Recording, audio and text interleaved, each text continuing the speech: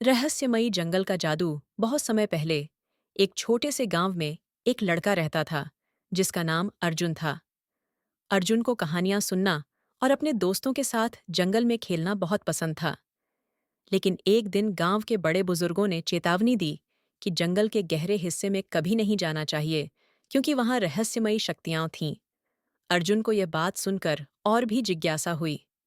वह सोचने लगा कि आखिर उस गहरे जंगल में ऐसा क्या है जो लोगों को डराता है। एक दिन उसने फैसला किया कि वह इस रहस्य को जरूर एक सुलझाएगा। सुबह सूरज की किरणों के साथ ही अर्जुन अपने सबसे अच्छे दोस्त निहाल के साथ जंगल की ओर चल पड़ा। वे दोनों जंगल में खेलते खेलते आगे बढ़ते गए और अचानक उन्हें एक पुराना नक्शा मिला। निहाल ने कहा, अर्जुन, हमें इस नक्शे का पालन करना चाहिए। ये हमें जरूर उस रहस्य की ओर ले जाएगा। नक्शे का पालन करते हुए अर्जुन और निहाल गहरे जंगल में पहुंच गए।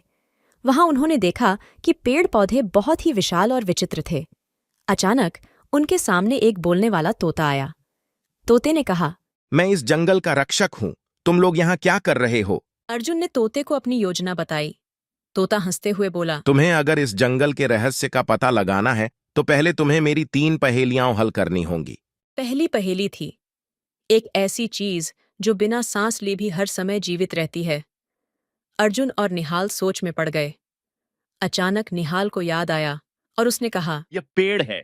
पेड़ बिना सांस लिए भी जीवित रहते हैं। तोता खुश होकर बोला। सही उत्तर। दूसरी पहेली थी, एक ऐसा जीव जो बिना पानी के भी जीवित रह सकता है। अर्जुन ने तुरंत कहा, यह ऊंट है। ऊंट बिना पानी के भी लंबे समय तक जीवित रह सकता है। तोते ने मुस्कुराते हुए कहा। बिल्कुल सही। तीसरी और अंतिम पहेली थी, ऐसा क्या है जो हमेशा आगे बढ़ता है पर कभी रुकता नहीं। अर्जुन और निहाल दोनों सोच में पड़ गए। कई मिनट बाद अर्जुन ने कहा, समय समय हमेशा आगे बढ़ता है और कभी नहीं रुकता। तोते ने खुशी से कहा, तुम दोनों ने मेरी सभी पहेलियों का सही उत्तर दिया है। अब मैं तुम्हें उस रहस्य के पास ले चलूंगा। तोते के पीछे पीछे चलते हुए अर्जुन और निहाल एक गुफा के पास पहुंचे। गुफा के अंदर उन्हें चमकते हुए पत्थर और विचित्र चित्र दिखाई दिए। गुफा के सबसे अंत में उन्हें एक विशाल दरवाजा मिला जिस पर एक प्राचीन मंत्र लिखा हुआ था। तोते ने कहा। यह दरवाजा केवल सत्य और साहस के साथ ही खुल सकता है। अर्जुन ने हिम्मत जुटाकर मंत्र पढ़ा। सत्य और साहस मेरे साथ, खोल दे दरवाजा इस बार। दरवाजा धीरे धीरे खुलने लगा और उनके सामने एक अद्भुत दुनिया का दृश्य प्रकट हुआ। उस अद्भुत दुनिया में एक जादुई पेड़ था जो सोने के फल देता था। उस पेड़ के पास एक बूढ़ा साधु बैठा था। साधु ने कहा, यह पेड़ इस जंगल का रहस्य है।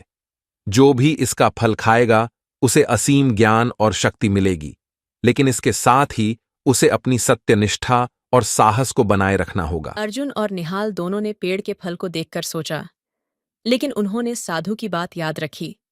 अर्जुन ने कहा, हमें इस फल का उपयोग केवल दूसरों की भलाई के लिए करना चाहिए, न कि अपनी निजी स्वार्थ के लिए। साधु ने खुश होकर उन्हें आशीर्वाद दिया और कहा, तुम दोनों ने सही निर्णय लिया है। इस जादुई फल के साथ तुम अपने गांव और इस जंगल की रक्षा कर सकते हो। अर्जुन और निहाल ने जादुई फल लिया और अपने गांव वापस लौट आए। उन्होंने गांव के बुजुर्गों को सब कुछ बताया और जादुई फल का उपयोग गांव के लोगों की समस्याओं को हल करने में किया। अर्जुन और निहाल की साहसिक कहानी ने गांव के सभी लोगों को प्रेरित किया। उन्होंने यह सीखा कि सत्य और साहस के साथ ही किसी भी रहस्य को सुलझाया जा सकता है और दूसरों की भलाई के लिए किया गया काम हमेशा महान होता है। गांव में अब लोग निडर होकर जंगल में जाते थे और वहां की अद्भुत जीवों और पेड़ पौधों की देखभाल करते थे। अर्जुन और निहाल की दोस्ती और उनकी साहसिक यात्रा की कहानी गांव के हर बच्चे की प्रेरणा बन गई।